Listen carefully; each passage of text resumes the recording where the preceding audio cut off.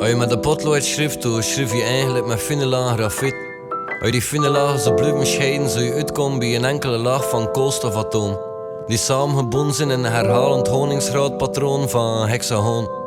En als je dat weet, dan kun je toch niet anders dan pure magie te laten stromen uit de spitse punt het moment dat je me blad zet voor je liefde te tonen. Ook in de buurt zijn van de mic, hem naderen en afsteven op een situatie waarin dat ik spreken is like dat een onbeweegbaar object en een onstopbare kracht voor het eerst met elkaar in contact treden. Het is alchemie, en acht geven dan twijfel moet gedacht zijn, dat ik er verbale zesde afschreven, mixen van partikels en de klankreeks, zodat dat kunt balans steken in tracks en artikels dat kon lang schreven. Ik moet geen titels uit de brand slepen, ik zeg juist mezelf, ik zou wel kundig hieroglyphen op een wand lezen, hoe gebreddeld experimenteren met het angteken, want het is een vehikel voor vibratie en een lang leven. Ik zie de pupil die wil de band smeden met Egyptische archaïsche archetypes en voel zolang dan niet me verriddeld hokken om mijn lyrics het belang steken, weg van de perikel dat je ontvangt dat je blijft in angst zweven. Tot me gehisteld, bezeten door het gebittel in het verleden, door de bibelse profeten en het gefrimmel der poëten met cyrillische tenen, schreef het me rails cyclisch neer, ieder millimeter geciviliseerde wizes waarop dat ik het ritme doorbreken en mijn verstand kneden,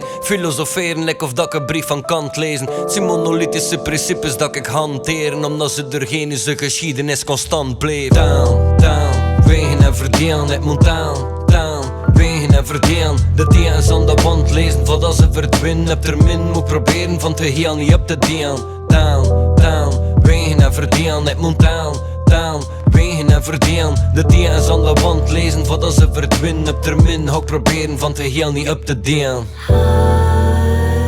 He would risk his life for the music that he was born to make.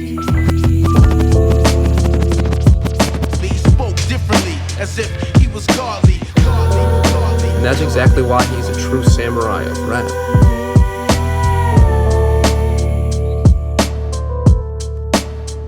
This is his life's calling.